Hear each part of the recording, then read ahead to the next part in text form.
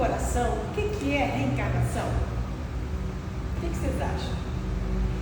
O que é reencarnar? Um de cada vez, vamos lá. Fala para nós, Valéria, o que você acha? O que você entende como reencarnação? O que está por trás dessa máxima, desse princípio? Eu acho que primeiro que não cessa, né? Mais uma vez nos fala que a gente continua mesmo no tudo, né? Vamos dizer assim. Então eu acho que é isso.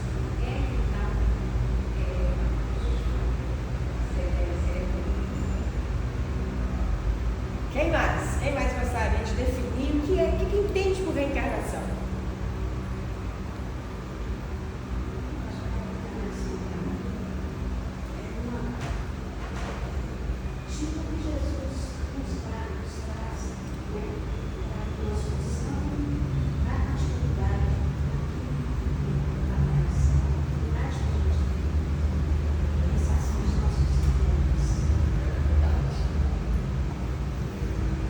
Eu entendo, né, e meu coração se acalma por entender que a reencarnação é uma benesse do nosso Pai Celeste perante todos nós.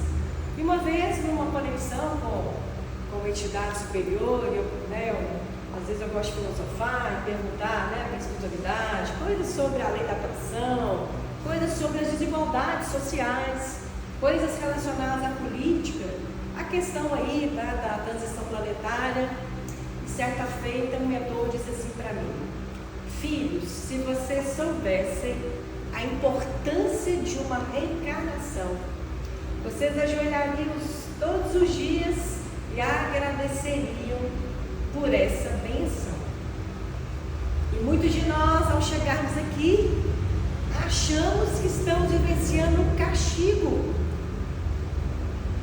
porque muitas vezes aquelas provas as quais nós mesmos definimos para a nossa existência, tutelado pelos amigos espirituais, no nosso processo reencarnatório, onde iremos nascer, com quem iremos, quem serão os nossos pais, quem serão os nossos filhos, o nosso sócio, o nosso marido, as pessoas que irão conviver conosco, a situação financeira que nós iremos experienciar, a nossa etnia, todas as demais circunstâncias que acreditamos ser verdade, que acreditamos ser por um acaso.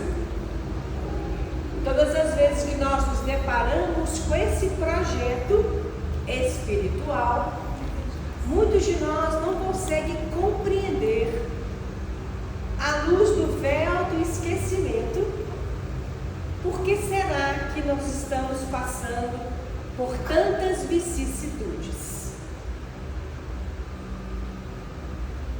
E no livro dos Espíritos, assim como no livro do Evangelho, onde tem um capítulo inteiro de perguntas e respostas de Allan Kardec para a espiritualidade maior, para tentar nos explicar e traduzir a lei de causa e efeito e a lei de reencarnação.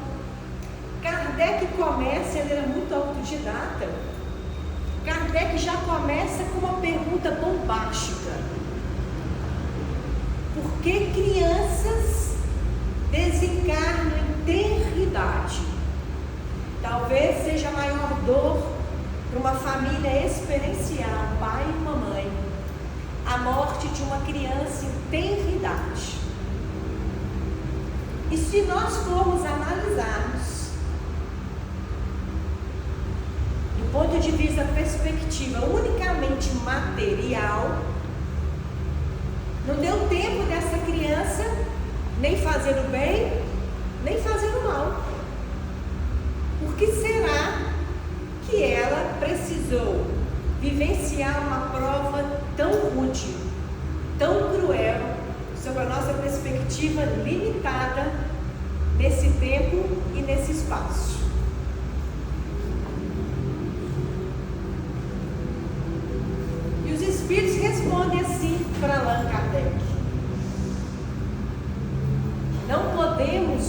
mensurar as nossas provas, as nossas experiências, apenas com uma linha tênue do tempo. Às vezes, a morte daquela criança em tenra idade traduziu uma experiência para os pais. Não consigo compreender, Flávia. Mas é que esse pai e essa mãe são tão bons, amaram tanto esse filho, quiseram tanto essa gravidez, tanto esse bebê, que isso foi acontecer.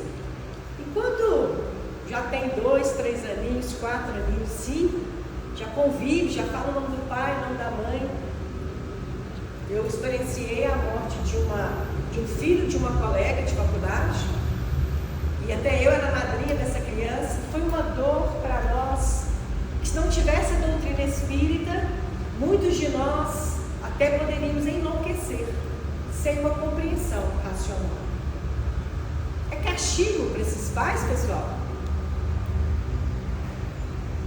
Muitas vezes é uma vivência até do próprio espírito, que em outrora renunciou à dádiva da reencarnação e tentou buscar o atalho, saindo pela tangente. Está muito difícil a minha prova, não estou gostando desse resultado, eu não tenho culpa de nada, eu fiz tudo, todo o script correto, tudo que deveria ter sido feito, e a minha vida está muito ruim, e eu vou exercer o livre-arbítrio de diminuir as minhas penas, as minhas provas. E no ato, talvez, de uma falta de uma consciência, faço uma escolha de desistir. E nós estamos sob a égide de leis universais, leis fisiológicas, leis divinas, que estão gravadas nada mais, nada menos do que em nossos corações, para que ninguém se esqueça desta lei. Nem é preciso uma interpretação muito densa ou com muita narrativa. Basta a gente sentir se aquele ato, aquela escolha que nós fizemos, se trouxe leveza ou se trouxe angústia para nós. Tem nada de lei, Flávia, tem nada sobre isso. Terminou o seu dia, você consegue fazer uma retrospectiva de tudo aquilo que você fez e consegue à noite avaliar as suas condutas perante todas aquelas pessoas que esbarraram por você. E não é acaso. Já falamos aqui outrora que nós estamos com as pessoas certas, no local certo e no contexto exato para vivenciar o nosso projeto reencarnatório. Nem mais, nem menos. Na proporção daquele combinado, daquele planejamento estratégico que nós fizemos lá na erradicidade. Então você quer dizer, Flávia, que aquela mãe, aquele pai e aquele bebê combinaram que no ano tal aquele filho iria desencarnar de forma abrupta, sem uma explicação? Essa explicação nós não encontramos nessa vida, encontraremos em outra existência. E sob uma perspectiva material, as pessoas vão dizer que numa produção, uma fertilização, no nascimento de uma criança, é possível sim nascer aí numa percentual de 5 a 10% de crianças com problemas genéticos, crianças com questões físicas para serem resolvidas, uma formação Deus é justo, pessoal. Se Deus é amor e caridade, é justo me dar um corpo perfeito, visão, audição, todos os meus sentidos, e para o meu irmão do lado uma cegueira de nascença? Como que nós explicaríamos todas essas diferenças se não fosse à luz da doutrina espírita? Então, significa dizer que se eu souber as provas que eu preciso vivenciar nessa existência, ficaria mais fácil manter a minha rota? Qual o motivo do esquecimento? Que se eu soubesse que eu estou sofrendo a perda de um filho em eternidade, que talvez eu fui uma mãe que renunciei através do aborto, outros filhos, não é julgamento, tá, pessoal? São situações fáticas. Se eu soubesse disso, então como é que você chama? Tamires? Se eu soubesse então, Tamires, que a dor que eu tenho hoje na minha alma é resultado de alguma atitude que eu fiz em outra encarnação, isso aliviaria hoje, no meu contexto? Deveria. Porque nós estamos passando o pressuposto de um Deus justo, bondoso, que não está aqui para nos castigar, e sim para que vivenciemos situações, que a gente possa experienciar um outro padrão de comportamento. Mas eu confesso para vocês que muitos anos eu questionei o esquecimento divino nas nossas reencarnações. E eu ficava talvez refletindo que se nós soubéssemos as faltas que nós tivemos, seria mais fácil nessa vida agirmos numa rota segura, sem os atalhos. Vamos refletir? Chico nos disse, na obra do Chico, que os nossos nós temos aí a intuição. A gente não sabe, né? Aqui é uma janela, não é uma porta. Não deixa passar lá. Se a gente tivesse assim, de forma objetiva. Mas nós temos as nossas intuições. Sim. Aquela coisa, ou fraga, ó, toma cuidado. Fraga. Você viu que ali? A gente ouve direitinho na cabeça da gente. Esse é o ponto. Esse é o ponto. Porque nenhum de nós reencarna sozinho, sem uma pleiade de anjos, arcanjos, mentores para nos auxiliarmos. E quantos de nós, nos momentos de dificuldades, nos sentimos só, completamente desprovidos de um acolhimento? Podemos estar numa multidão, mas a nossa dor é tão contundente que a gente chega a acreditar que as escolhas são apenas nossas e esquece os processos intuitivos. Então, você quer saber o que eu e você aprontamos na outra existência? Fácil. Só a gente perceber qual é hoje as nossas más inclinações. Aonde que dói mais? Qual aspecto da sua existência, da sua vida, que te traz maior contingente de dor? É nesse aspecto? É o afetivo? É o profissional? É o financeiro? Você não sabe conviver no processo de hierarquia?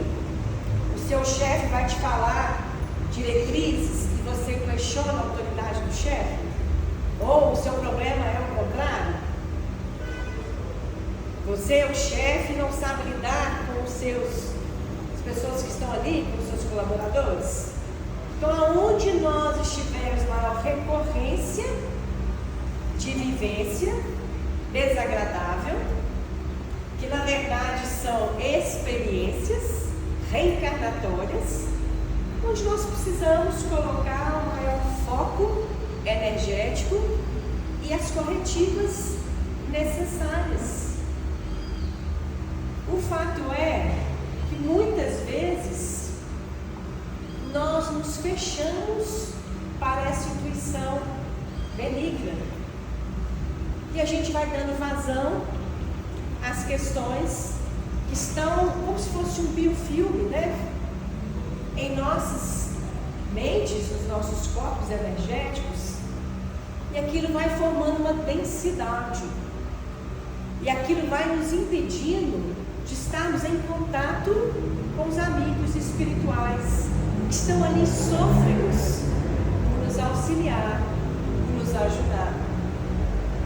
Então, muitos de nós, espíritas até, não conseguimos vivenciar os princípios trazidos pelo Mestre Jesus, pelo Consolador da doutrina espírita. Por isso a gente fica dando bis. Encarna, desencarna, encarna e desencarna, encarna e desencarna, e às vezes a gente vai medir o nosso processo evolutivo, nós estamos paralisados perante uma dor. Ninguém retrotrai, a gente fica lá parada no nosso processo evolutivo. Sendo que nós poderíamos utilizar a reencarnação e definitivamente zerar em nossas mentes aquelas situações que nos causam desconforto, que na verdade não são provocadas por ninguém mais do que nós mesmos. Quantos de nós não passamos uma vida inteira culpando a mãe, o pai, o ex-marido, o irmão, a tragédia que ocorreu na nossa vida? Não posso evoluir porque eu tenho uma família disfuncional. Vai viver na minha família para você ver se é fácil evoluir ali. Opa! Foi o Chico que nos trouxe isso. Os inimigos de outrora são a nossa família atual. Naquela minha pensamento, né? Naqueles meus momentos de elucubração, eu dizia, seria tão mais fácil se a gente soubesse o que ocorreu conosco, eu evitaria a má inclinação nessa vida. Você já imaginou se fosse te dado a oportunidade de saber que você assassinou a sua mãe atual noutra vida? Como é que você ia conviver com esse ser? Nós temos maturidade para isso, para não engessarmos perante os nossos processos evolutivos, que nós chamamos de erro, e na verdade são experiências evolutivas. Não existe certo e errado se a gente ainda não tiver a consciência. Sem consciência, uma pessoa vai continuar fazendo as mesmas coisas, querendo obter resultados diferentes.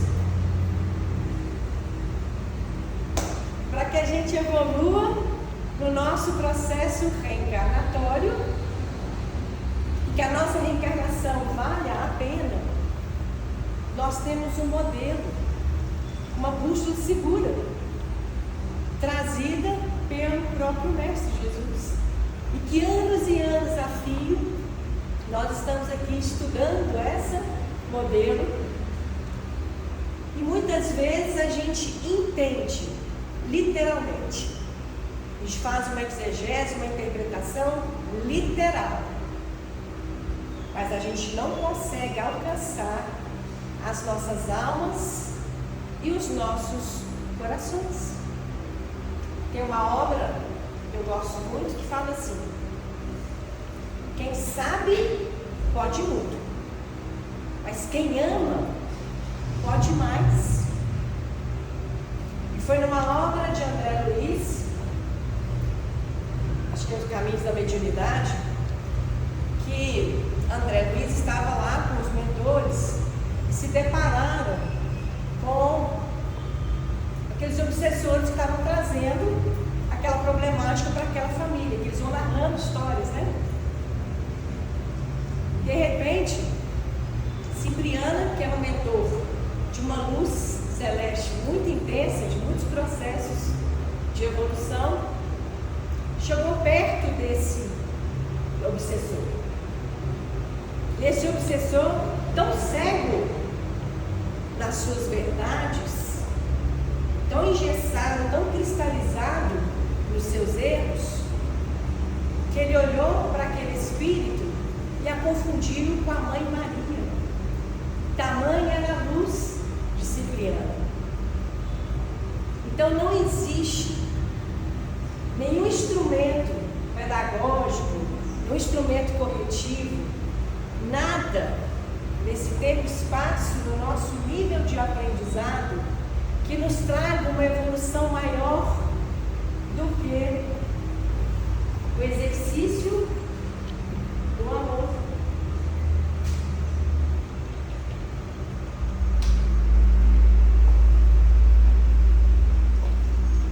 E aí nós vamos começar uma conversa sobre amar a nós mesmos, porque é um princípio também trazido, né, no Evangelho, na Bíblia, é uma lei universal do nosso próprio Mestre Jesus.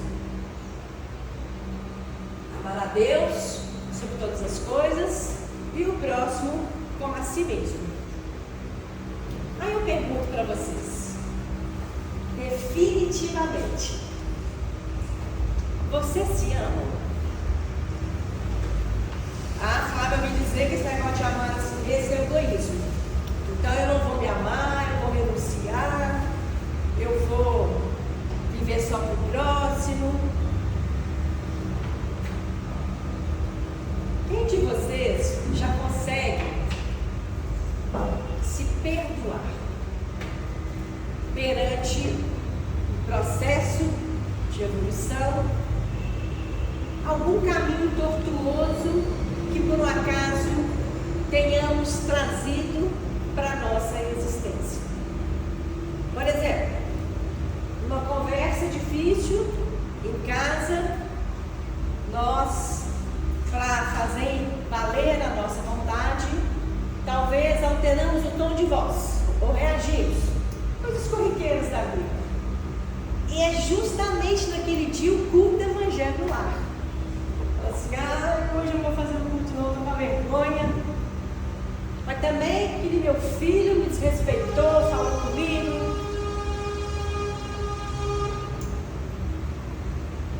Será que nós realmente estamos nos amando? Será que realmente nós estamos tendo a condescendência, o acolhimento e a empatia com nós mesmos? Ou nós estamos nos julgando a tal ponto que estamos desperdiçando a oportunidade da existência, da reencarnação e vivendo uma vida mais ou menos. Mais ou menos eu vou lá ser espíritos, vou lá, estou lá. Meu corpo está lá, mas onde que está a minha alma? Onde que está o meu pensamento? Onde que está o meu coração? Onde está o meu espírito? Ele está ali comigo? Ele está disposto a rever aquele aprendizado? Eu tenho coragem de chegar no final do dia e fazer uma tabela bem cartesiana. Eu vou apontar aqui o que eu fiz de bom no dia de hoje, o que eu fiz de ruim no dia de hoje. Porque, pessoal, ledo engano. Todos nós podemos fazer um pouco mais todos os dias.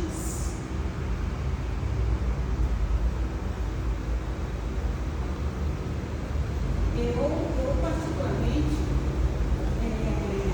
eu já comecei esse processo. Depois de levar apagas e ficar na posição de vítima, de viver o vitimismo. Esse tipo de família, hein? Eu vou escrever. Espera aí, eu sou filho de Deus, maravilhoso. E de negócio, vai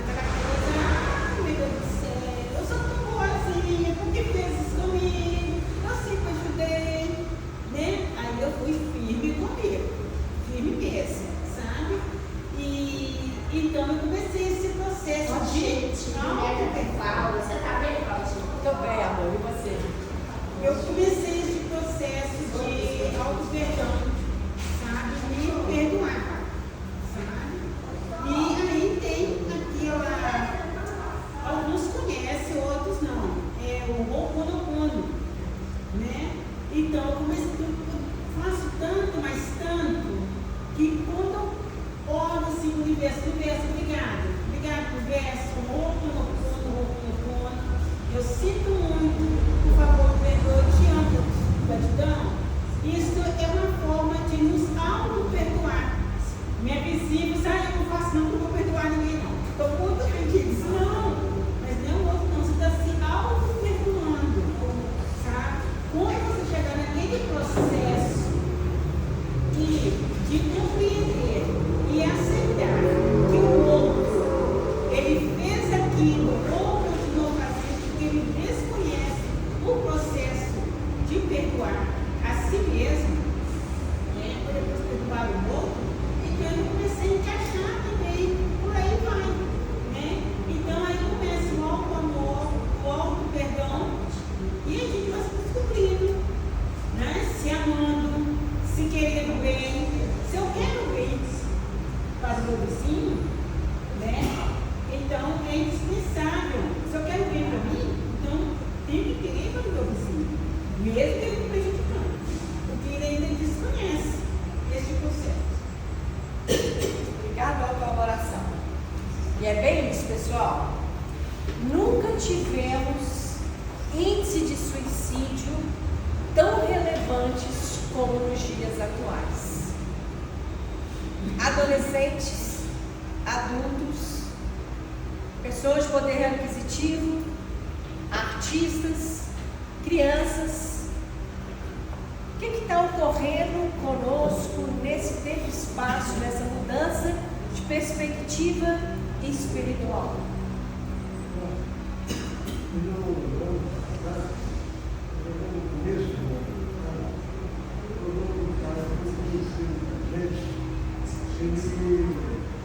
Ele expositor, o problema com a filha, não conseguiu entender bem com a filha.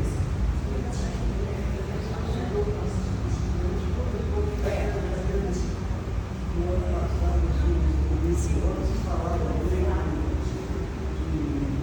bater os filhos, várias palestras. Ele era um que trabalhava nessa frente. Aquela história que você falava. Sim. Então, quando a gente fala assim, que nós precisamos vivenciar esses processos de aprendizado com a nossa alma, com o nosso coração, essas ideias bonitas, tantos livros que nós temos à disposição, tantas obras, deixa de ser um sofisma e passa a ser um manancial de luz. E a gente tira a candeia debaixo da mesa e traz no alqueire para iluminar. Porque ocorre conosco exatamente isso. Nós já temos o conhecimento, já estamos aqui numa casa espírita, já estudamos a doutrina, mas comumente, quando a dificuldade bate à nossa porta, nós ainda agimos como outrora. Voltamos no atavismo para vidas as quais nós ainda éramos mais primitivos e nós repetimos as questões as quais não nos levarão para uma evolução. Então, quando a gente fala o mandamento mais importante que a gente precisa vivenciar é amar a si mesmo, porque se eu não me amo, como que eu vou conseguir doar para a minha família, para o meu cônjuge, para os meus filhos, para os meus pais? Eu estou tão desvaziada de mim que eu não tenho nada para oferecer para o outro. Eu já acordo com o peso das minhas escolhas. Eu já acordo acabrunhada, achando que não existe uma solução para a minha situação. E aí lembrarmos da reencarnação significa dizer que nós temos a eternidade para evoluirmos. Que nem sempre nós iremos permanecer engessados nessa problemática. Que isso é uma vivência de aprendizado. Mas algo é muito importante perante isso. Como está sendo a nossa reação perante esse acontecimento e qual pode ser a minha postura para que, a despeito do que está sendo experienciado por mim, eu ainda assim posso sair daqui com um grande legado e aprendizado do meu espírito. Não é sobre o tamanho da minha dor, o tamanho das minhas provas, ou ficarmos aqui dizendo, as vicissitudes que cada um de nós vivencia. Porque nós sabemos o tamanho das questões as quais todos nós temos que vivenciar nesse plano, nesse momento de regeneração planetária. O que nós não podemos repetir enquanto espíritas é desperdiçarmos tempos preciosos para o nosso aperfeiçoamento, agindo como outrora, como pessoas completamente relutantes e inadequadas para aquele acontecimento, mediante, muitas vezes, o não reconhecimento que precisamos de mais flexibilidade, de mais amor por nós mesmos. E quando isso ocorre, eu estou dizendo aqui para a gente cultuar a dor, cultuar os momentos ruins, porque existe uma perspectiva que os espíritas, quando chegam na erradicidade, comumente, quase que 90% de nós chega lá e percebe que viveu uma vida tacanha, triste, justificando que era preciso viver a tristeza para se purificar. E não, pessoal, nada disso. É o contrário. Porque se nós percebermos em nós aquilo que está inadequado com a nossa realidade, o que nós precisamos fazer é nos movimentarmos para que aquilo se dissipe, para que aquilo possa se dissolvendo e para que novas oportunidades possam se instalar em nós mesmos. Então não é sobre a situação a qual estamos vivenciando, é sobre como será o nosso comportamento perante aquela situação. Então vamos exemplificar. Precisamos trabalhar as questões de causa e efeito. E aí, se eu estou vivenciando um processo de extrema transformação e eu tenho a lei de causa e efeito para me auxiliar, por onde nós podemos perpassar? O que nós podemos fazer hoje que pode modificar o nosso contexto amanhã? Porque é uma lei. A semeadura, ela é voluntária, mas a colheita é obrigatória. O que estamos colhendo? O que estamos semeando hoje em nossas existências? Como é o nosso dia?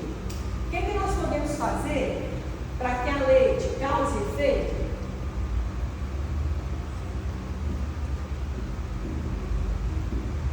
seja favorável para nós?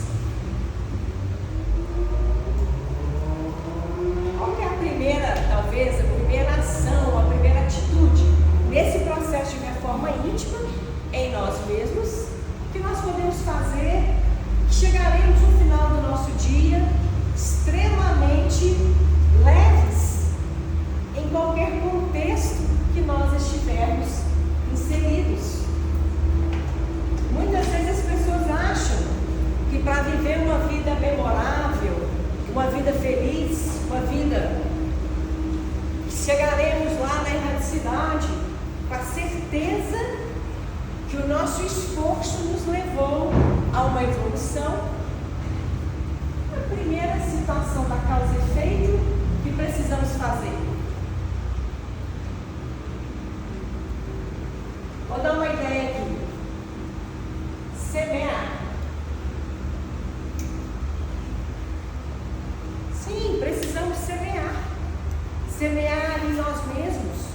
Então, se eu quero vivenciar a lei de amor por mim mesma, o que eu preciso semear em mim?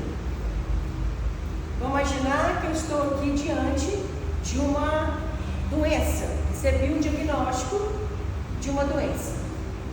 E toda doença é uma disfunção do perispírito que plasmada no nosso corpo físico.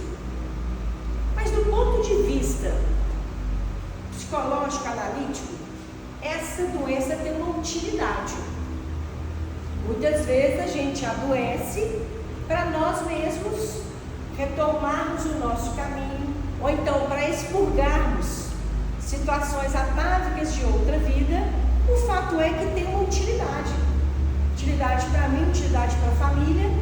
Mas como temos que semear, como que temos que vivenciar perante uma doença,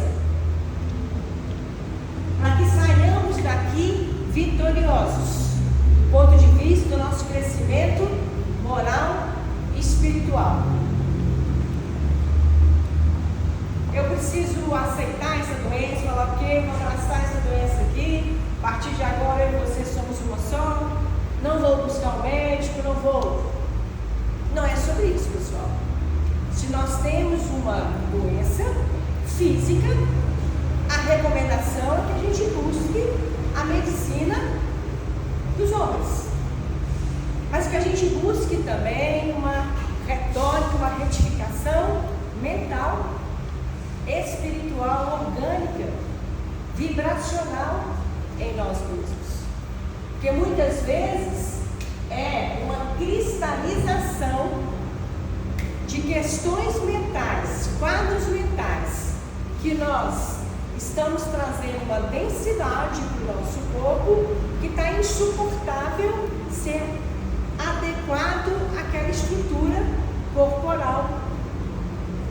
Muitas vezes é o resultado de uma verdade que eu tive. Muitas vezes no meu plano reencarnatório eu escolhi essa disfunção para vivenciarmos a minha resiliência.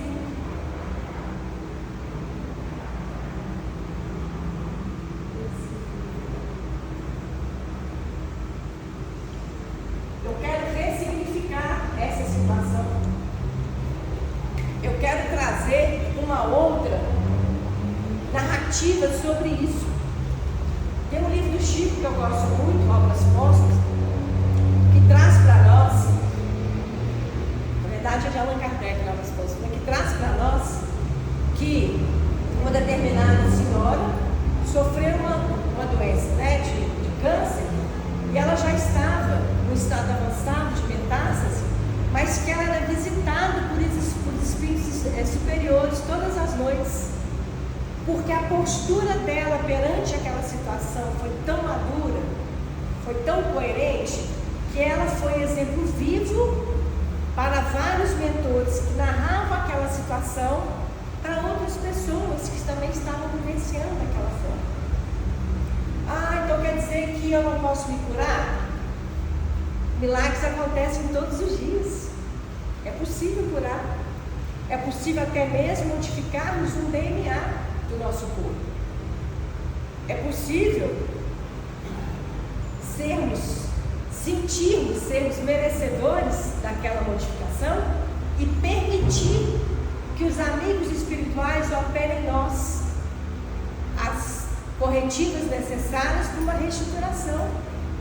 Mas se a minha mente não conectar com aquela verdade, com aquela situação e não permitir aquela mudança daquele quadro, o milagre não vai ocorrer.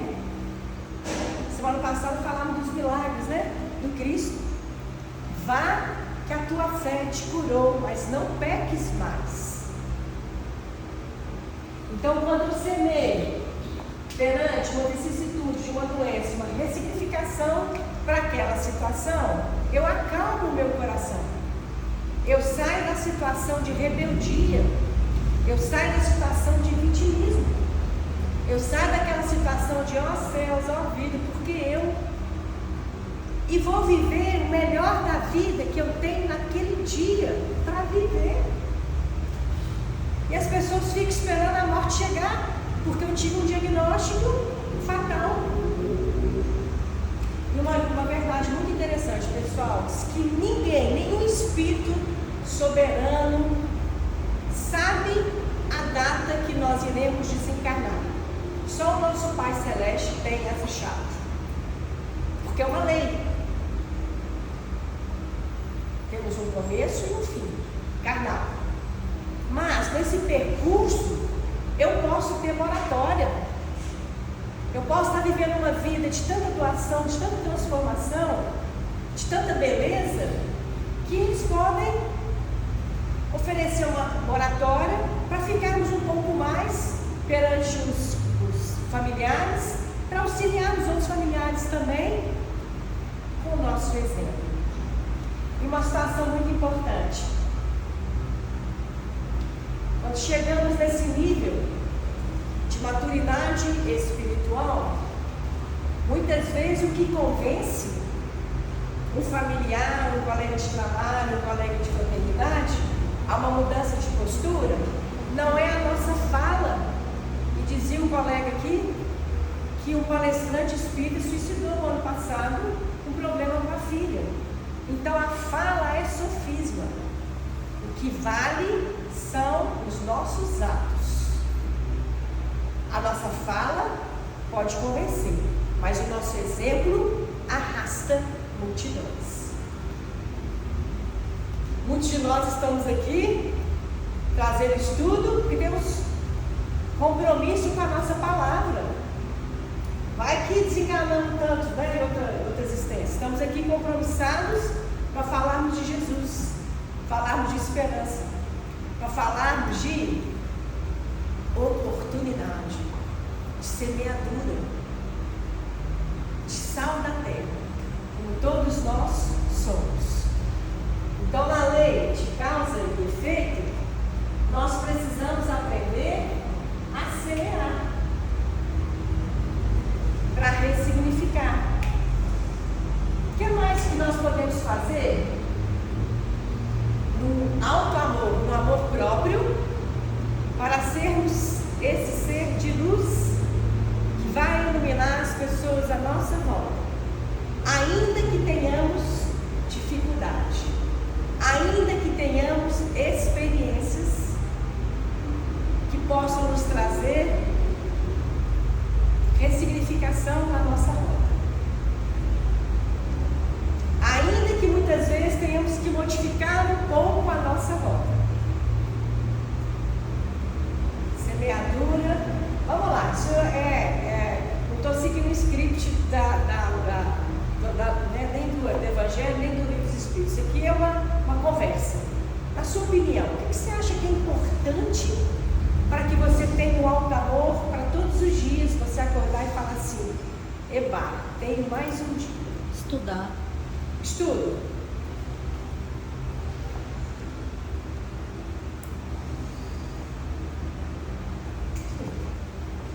Estudo é importante. Por quê? Conforme também já falamos, né? Nós precisamos do conhecimento cognitivo e do conhecimento moral, que são as duas asas para a gente alçar voos maiores. Talvez o colega palestrante estudou bastante, mas precisou da outra asa, de falar assim: opa, se eu não suportar as experiências e ressignificar o que eu semeei, como que eu posso utilizar o estudo a meu favor se eu não buscar também a minha essência moral? Então o estudo tem que estar atrelado à nossa moralidade. Mas para chegar aí nessa moralidade, eu sempre falo, para você ver o estudo, né? Aí, através do estudo, você vai assimilar aquele conteúdo, já é um passinho a mais, né? Você assimilando, você vai compreender, né? Compreender.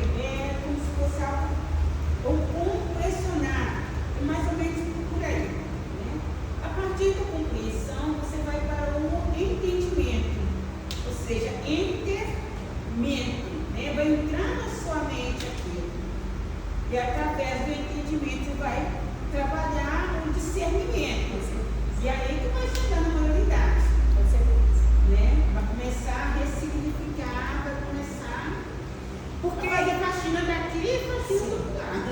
Porque a gente não acorda um dia e fala assim, nossa, hoje eu estou cheio de moral evangélica, moral espírita. Não, gente, é um exercício, é uma vivência. Tropecei aqui, cai ali, levanta os joelhos conjuntados e caminha novamente.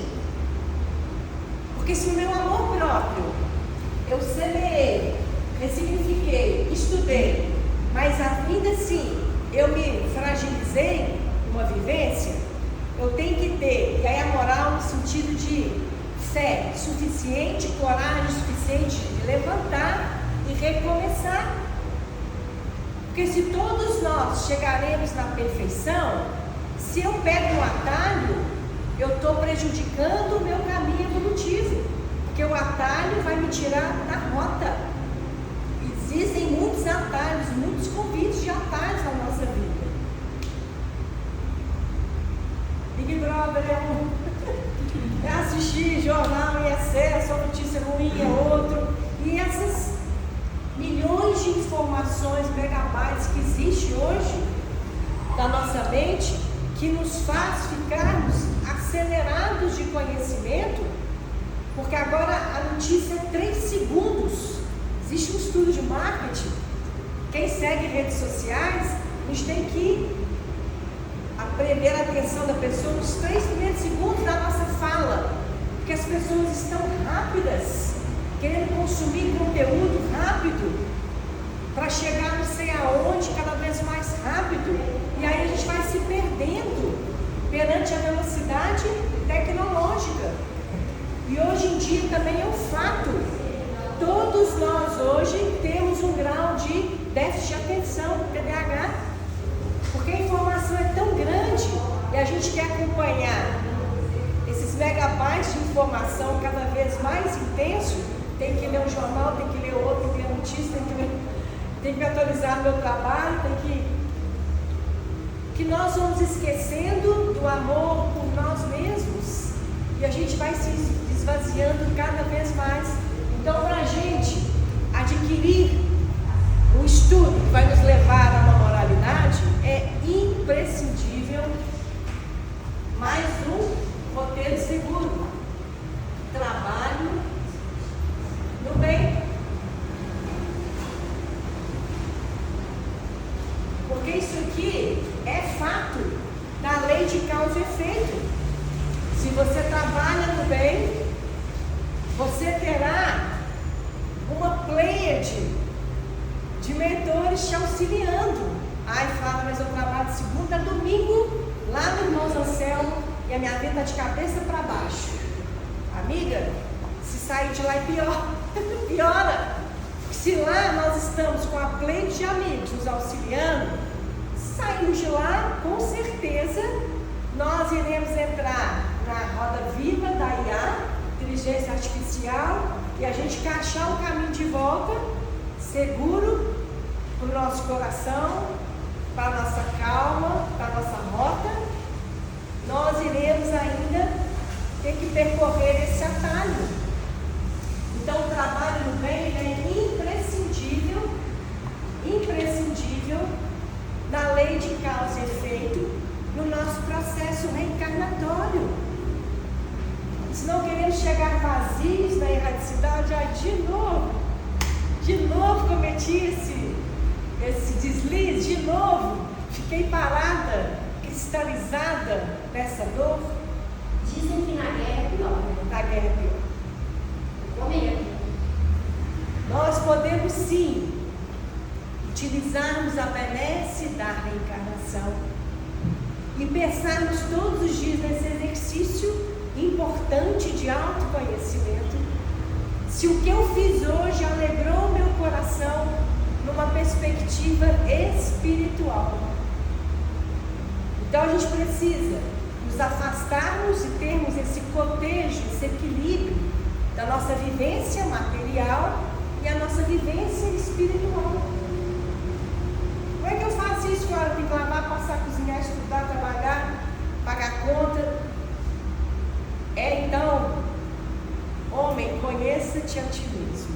vigiar e orar em todos os dias. E aí, talvez, né, na nossa semeadura, na lei de causa e efeito, e eu adoro essa diretriz, acho imprescindível, disciplina. Emmanuel falou isso também, eu achei que ele falou demais, viu? Não vem você com essa, não. Disciplina e disciplina. Ah, não.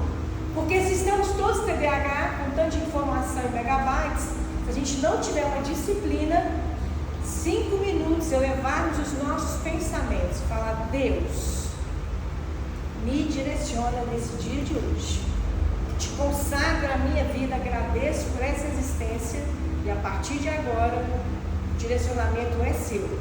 E por favor, me dê setas claras, me dá um caminho certo, fala comigo, converse comigo.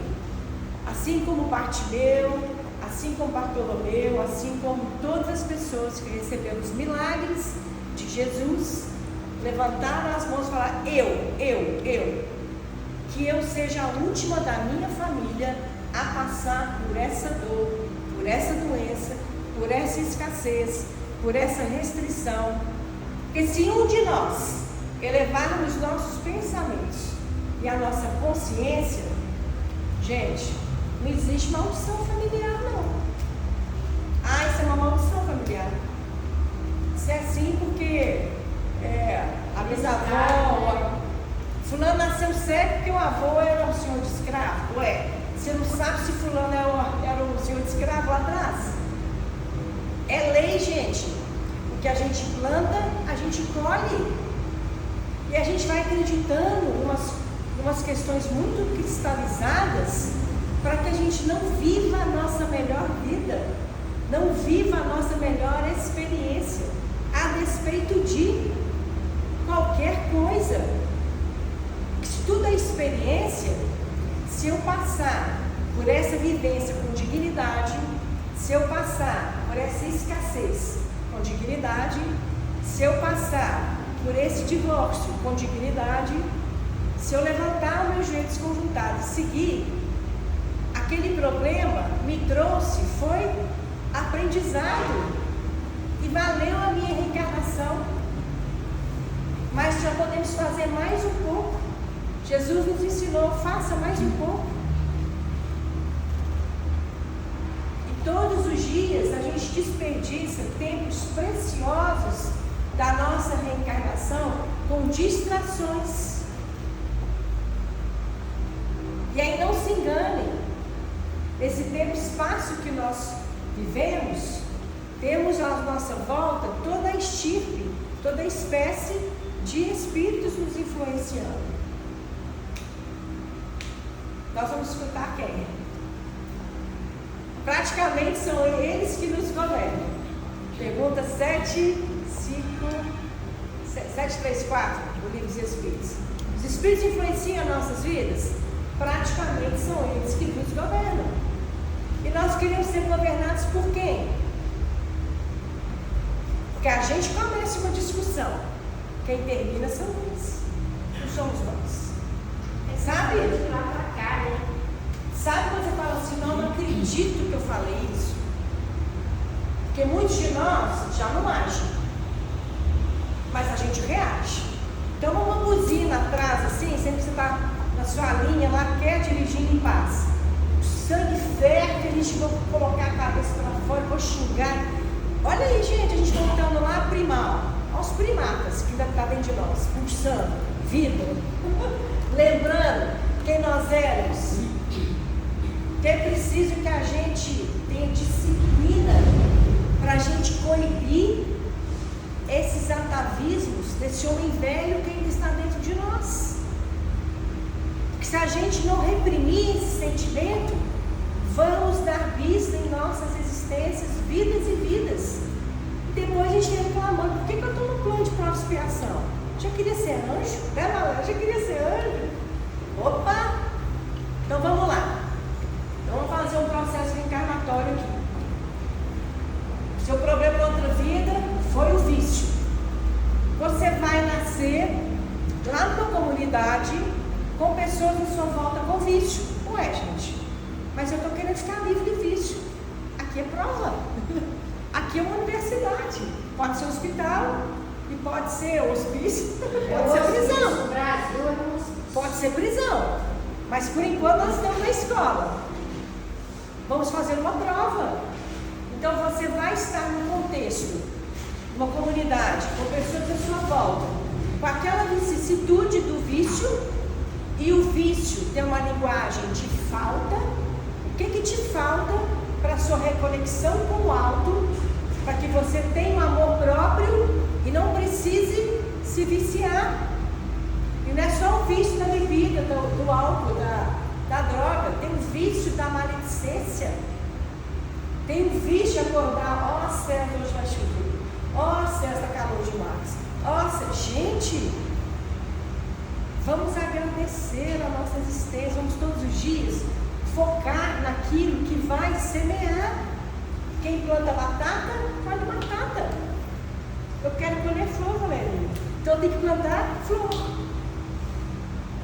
E aí uma mudança estrutural em nós mesmos, de uma maturidade, de uma disciplina na lei de causa e efeito, no nosso processo reencarnatório, que nos convida a essa responsabilidade diária de pararmos de ser vítimas da situação.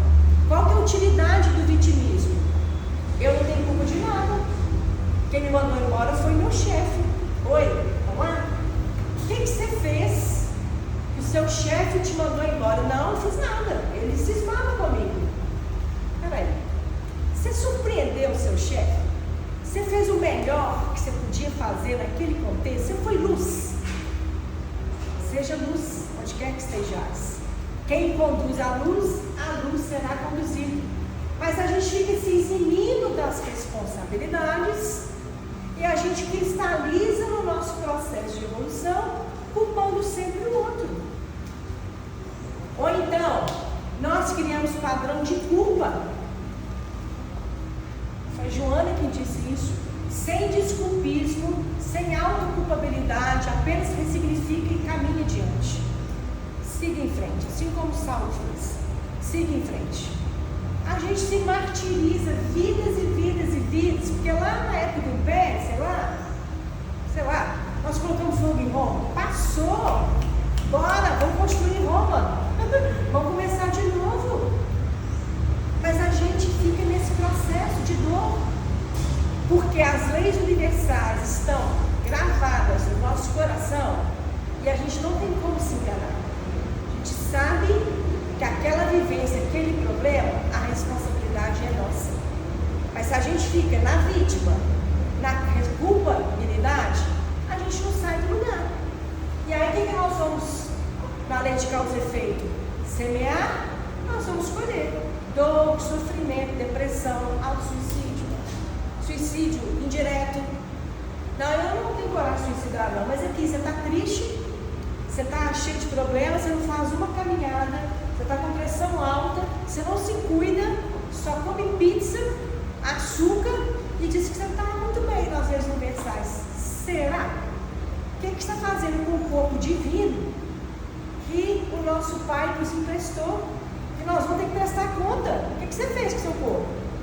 Não, aqui eu tentei, fazia ginástica todo dia, eu respirava, eu meditava, eu elevava meu pensamento. Pai, eu te buscava todos os dias, eu me esforçava, pedi orientação, me entregava. Deus, estou te entregando esse problema que eu não estou conseguindo solucionar. A gente acha que Deus não nos ouve, a gente acha que estamos aqui ao léu, julgados nessa selva. Não, gente, não é assim que funciona. Ou então a gente fica numa situação de vingança. E essa talvez seja a pior delas. Porque essa é uma situação que ela é inconsciente e muitos de nós adoecem, perde o emprego, bate o carro para vingar do ex-marido, para vingar do pai e da mãe, porque dava mais importância para o outro filho, para vingar do chefe que te mandou embora. Inconscientemente a gente quer responsabilizar o outro. E nesses processos todos nós vamos nos esvaziando de nós mesmos. É preciso a gente reflexionar é preciso que a gente tenha o nosso processo reencarnatório todos os dias, um planejamento estratégico para seguirmos. De preferência um caderninho. Chega de noite e fala assim: o que eu fiz hoje foi bom? Eu dei conta de escutar 5 minutos, ok? Melhor do que nada. Eu dei conta de pedir desculpa, eu dei conta de suavizar um erro que eu fiz, eu consegui ressignificar alguma coisa que eu poderia ter feito melhor, eu reagi, mas eu já dei conta de dizer: oi, vamos começar de novo? Perdão. Vivências, experiências, não tem certo, não tem errado. Aí eu queria ler para vocês um texto, para a gente finalizar. Esse texto é de Leon Denis, do livro